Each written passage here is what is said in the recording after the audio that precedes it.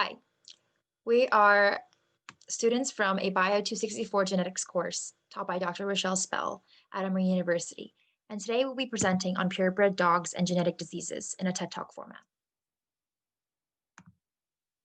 It's a common saying that dogs are man's best friend, and there's a reason for that.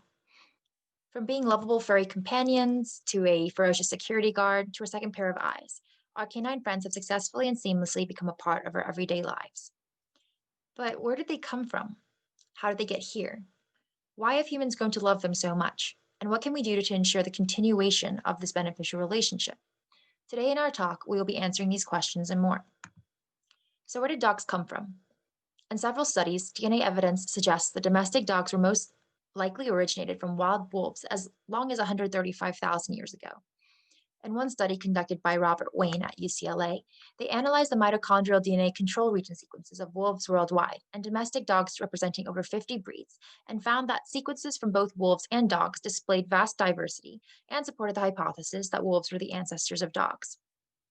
In another study done by Adam Boyko at Cornell University, they further found strong genetic evidence that dogs might have first been domesticated in Central Asia and not Europe, as previous studies have suggested, using genomic data from 5,392 dogs. But how did these wolves become dogs? Well, some researchers hypothesize that the process of dog domestication began when a population of wolves moved to the outskirts of hunter-gatherer camps to scavenge for leftovers. Wolves that were tamer and less aggressive were more successful and eventually passed on those genes and thus those traits to their offspring until more and more of those species of wolves became tame, or what we now call domesticated. Other researchers believe that certain mutations could have accumulated faster in populations where natural selection had been relaxed, which led to a decline in fitness. Therefore, as more dogs began to live with humans, those that were less fit were more likely to survive and reproduce than they would have been in the wild. Not to mention that it is highly likely that dogs were strongly selected for certain behavioral traits, like tameness, that resulted in an increase in functional genetic diversity throughout the entire dog genome. Then why have humans come to love dogs so much? One researcher, Brian Hare from Duke University, suggests that humans could be attracted to the unique trait of dogs that allows them to understand humans. He predicts that this is an example of convergent evolution, where the emergence of a trait, here would be social skills, that developed independently in two species. For example, if you point or even shift your gaze to an object, it is highly likely that a dog will go and investigate that object. This is a skill that not even our closest animal relatives, the chimpanzees, have. Another more obvious answer can be derived from the fact that humans and dogs began to evolve in order to live together better. In short, evolution did its best to tailor our respective species to cohabitate and coexist peacefully. Dogs have adapted with us to love us and to protect us from threats. They've evolved to be our protectors, our defenders, and even our alarm systems since hundreds of thousands of years ago. Add that with their propensity to look adorable and act as perfect companions, it's no wonder millions of humans today love and own dogs. So, what can we do to make sure our devoted relationships with dogs stay healthy and happy? Well, we can make sure to take good care of them, to treat them with respect, and to not cross genetic lines that would cause an uproar if crossed in humans. More importantly, we can become more educated about the treatment of dogs and how we can change the current culture to protect our beloved companions. Although many dog lovers might know that golden retrievers are friendly, German shepherds are smart, and pugs are playful, only some dog lovers also know that retrievers and shepherds are susceptible to hip dysplasia, while pugs are prone to getting skin cancer. In fact, many dog breeds are at high risk for genetic diseases. Why is that? It could be that the relaxation of selective pressures that led to the wide phenotypic diversity in dogs also brought with it the vast variety of diseases that ail our furry canine friends today. But more likely, it's the man-made selective pressures to create different dog breeds, the genetic variation, natural and artificial, that has cultivated the distinct dog diseases that are prevalent in today's society. In order to understand how genetic variation plays a role in the overall health of various dog breeds, we need to have a firm grasp on what genes are and how they operate. You can think of genes as tiny snippets of information that act as codes for the building blocks of life, usually either protein or RNA. Genes can have at least two variants called alleles. As diploid organisms, for every gene, we inherit one allele from our mother and one from our father. You see the different results of various allele combinations in your everyday interactions with the world. Different eye colors, hair types, and even microscopic qualities like blood type are all the result of variation of allele combinations across individuals. In a sense, we have our first glimpse of genetic variation. These are just the elements that we inherit from our parents, and the variation does not stop there. When our cells multiply and our DNA is copied, there is always a small chance that the enzymes doing the heavy lifting will make a mistake. These mistakes are called mutations, and while they often result in less than ideal phenotypes, the beneficial ones are the driving force behind evolution. If a mutation increases the chances of an organism's survival and reproduction, they will pass this mutated gene on to their offspring. The offspring will in turn also have an increased chance of surviving and reproducing. This mechanism is played out on a more controlled level by dog breeders. We'll discuss this more in depth in a couple of minutes, but for now, it's important to understand that genetic variation is a key component to individual and population health. Here's an example of genetic variation in action. These structures are called pedigrees, or visualizations of the genetic elements of an organism's lineage. Think of them as family trees, except instead of showing just familial ties, they also display genetic information, like whether or not an individual has a disease. Males are indicated by squares, females by circles. The black X means that an organism has two alleles for a disease, and the color of each shape represents one breed, or the result of mixing between breeds. The first pedigree is entirely red, meaning that what we're dealing with is a purebred lineage. As you can see, if a specific breed is more susceptible to a certain kind of disease, a lack of genetic variation does a huge disservice to the descendants of this lineage. The second pedigree has a lot more genetic diversity, with more breeds involved in the mix. As you can see here, the detriments of one breed being more susceptible to a disease are mitigated by increased genetic variation. So now that we understand how organisms receive genetic information from their parents, there's still the question of how exactly inbreeding becomes a problem down the line, as well as the consequences of a lack of genetic variation. It is commonly known that inbreeding causes genetic problems, but you might not know how exactly it causes them. Well, like it was previously mentioned, each gene has at least two variants called alleles. Now, there are some diseases that are recessive, which means that both alleles of a gene need to have the mutation responsible for the disease, as shown here, in order for the disease to manifest.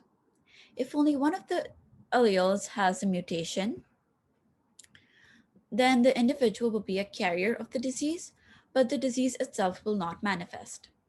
Let's try to understand this through an example.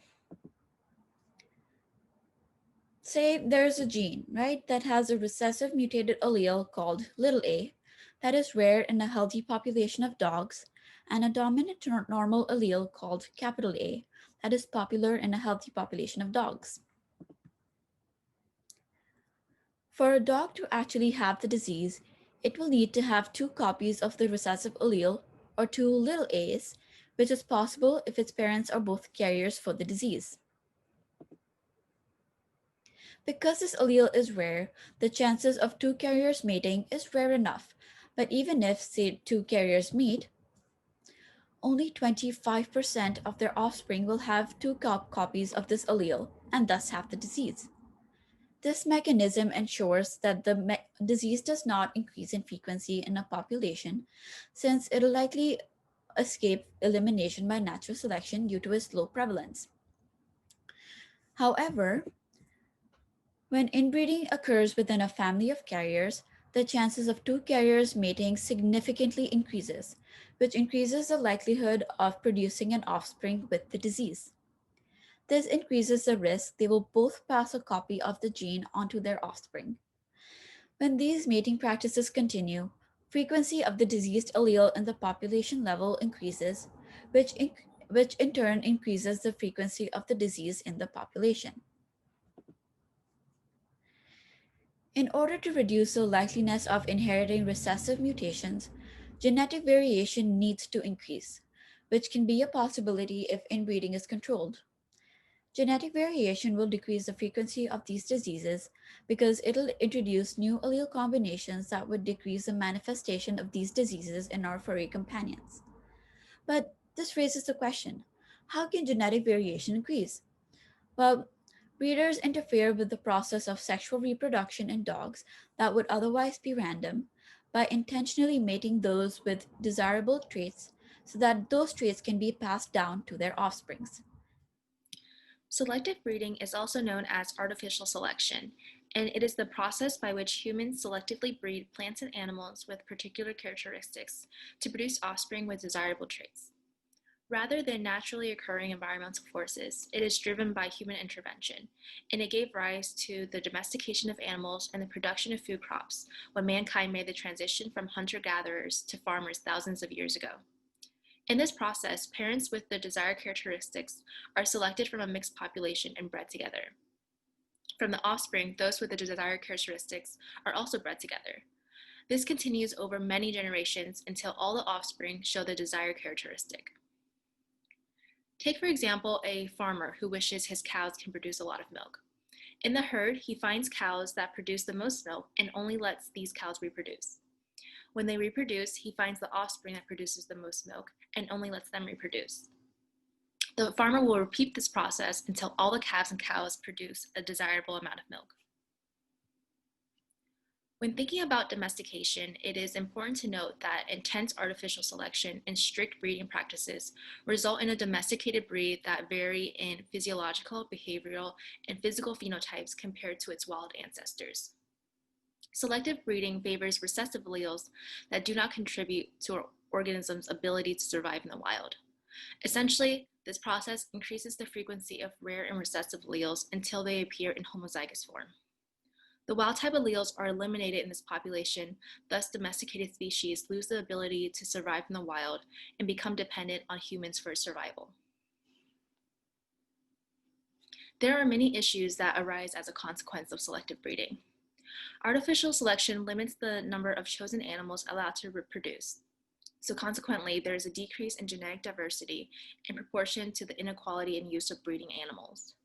This process results in populations with very similar genetics, and thus less diversity, a reduced gene pool, and less variation. Individuals within genetically similar populations are vulnerable to the same infectious diseases. Although they may have the same strengths, they would also have the same weaknesses, and less variation will provide less chances for genetically similar populations to adapt to changes in their environment. Additionally, inbreeding, or the breeding of close relatives such as siblings, can result in genetic diseases or conditions caused by recessive alleles. Building upon what Anna said about the consequences of artificial selection, we can now see how this could apply to dog breeding. Selective breeding of dogs for specific traits by humans circumvents normal natural selection. A common technique that is used involves repeatedly breeding a small number of dogs that have specific desirable traits, which could include size and even temperament. Even though this process results in dogs that have the phenotypes we want, we need to remind ourselves of the idea that this causes a genetically similar set of alleles to be overrepresented and increases the likelihood that any deleterious alleles will be passed on to descendants.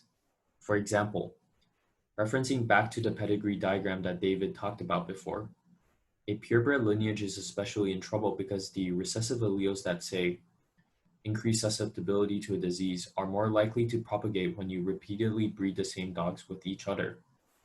The likelihood that two carriers of this allele mate with each other and both pass it down to their offspring increases, and thus the frequency of this disease-causing allele in the overall population also increases. And that is ultimately why we see obvious signs of a particular breed being more susceptible to a certain disease when compared to other breeds. We will shortly talk about more specific cases. One example to think of, however, is artificial selection of the teacup phenotype. This describes extremely small dogs that usually weigh under 2 to 3 kilograms, including but not limited to teacup poodles and pugs. Lots of people find them adorable because of their tiny size, but the only way for a phenotype like this to have surfaced is by adopting intense selective breeding practices. It is not surprising that teacup dogs also suffer from a number of health conditions, including but not limited to bone fragility and growth. As stated before, selective breeding facilitates the propagation of specific alleles that cause this teacup phenotype, but in the process there are also other genes that end up being homozygous, some of which could be deleterious. Keeping this in mind, the general idea to be aware of is that selectively breeding dogs can lead to a loss of genetic diversity. and undesirable alleles can easily be inherited in such a situation. As previously stated, humans have been selectively breeding dogs for hundreds of years to create specific breeds with certain desired traits, such as the bulldog's short nose and flat face, the dachshund's long torso and short legs, and the German shepherd's sleek athletic build. The unforeseen consequence of this artificial selection is that these breeds are often prone to health issues and genetic diseases. Some of the desirable traits that were selected for by humans are the cause of these health problems. Humans often selected traits that would not be evolutionarily advantageous for dogs. For example, bulldogs and other short-nosed breeds such as pugs, Pekingese, etc., tend to suffer from respiratory issues due to their unique anatomy. This is known as brachycephalic syndrome. Members of these breeds often have an elongated soft palate and stenotic nares as seen in these photos. This is a photo of the elongated soft palate, and then this is a progression photo of stenotic nares. This would be a textbook picture of stenotic nares. So an elongated soft palate simply means that the soft palate is too long for the actual size of the mouth, and the excess soft palate ends up blocking part of the trachea. You can see that right here. And then, as seen in the photo I just showed you, stenotic nares have much narrower openings, which impacts the dog's ability to breathe. However, unlike brachycephalic dogs, breed-linked diseases are not often directly caused by the traits that were selected for by humans. A 2008 study exploring gene mapping in dogs touches on this topic when stating that population bottlenecks, this is an image of bottlenecks, there was one bottleneck that separated wolves from dogs, and then we call these recent bottlenecks. That's pretty much the creation of new breeds. So it said that population bottlenecks in selective breeding, which we just talked about, had unintended consequences on the health of purebred dogs, with high rates of specific diseases in certain breeds reflecting enrichment of risk alleles owing to random fixation during bottlenecks, hitchhiking of mutations near desirable traits, and pleiotropic effects of selected variants. This statement is simply saying that some bad alleles, as in ones that could increase a risk for or cause the expression of a genetic disease, were actually being bred into a population due to our selective breeding process for other traits. You can think of some of these mutations, bad alleles, as hitchhikers catching a selective breeding ride with the desired traits nearby. Additionally, some of the genes humans selected for could have had other unknown or unforeseen roles in the body. Golden retrievers are one of many breeds that act as a great example of this concept. They have increased rates of many cancers, atopy due to allergies, and heart conditions. Many studies have been conducted analyzing the occurrence of a heart condition in golden retrievers called aortic stenosis, which is simply the narrowing of the aortic valve. Since the 1980s, there has been a concern about the breed's high incidence of this condition. In 1989, a paper reviewing the literature on canine aortic stenosis stated that the prevalence of subaortic stenosis, like heart murmurs in golden retriever dogs, appears to be very much greater than previously suspected. Additionally, there was a 2012 study entitled Familial Subvalvular Aortic Stenosis in Golden Retrievers, an Inheritance and Echocardiographic Findings. In this paper, researchers looked at a random sample of golden retrievers and used osculation, which is like listening with a stethoscope, and echocardiograms to diagnose each golden retriever with a weighted scale of aortic stenosis. There were several families of golden retrievers included in this study, families as in related golden retrievers, to study inheritance. So overall in this study, they found that over 40% of the golden retrievers they surveyed had the disease and that it was familial. I also included a photo of aortic stenosis so you can get an idea. So healthy aortic valve and then aortic stenosis. Before concluding this presentation, I wanted to circle back to the topic of inbreeding. Inbreeding in a population decreases genetic variation and increases the expression of genetic disease. The American Kennel Club has a registry for purebred dogs and is involved in the production of purebred dog events such as the Westminster Kennel Club Dog Show. The American Kennel Club is firmly against inbreeding between parents and their direct offspring. However, they have no regulations against other familial inbreeding, such as grandparents and grandchildren. There are many reasons why such inbreeding has been tolerated. The ultimate goal is for all offspring to be purebred and sired by parents who are registered with the Kennel Club.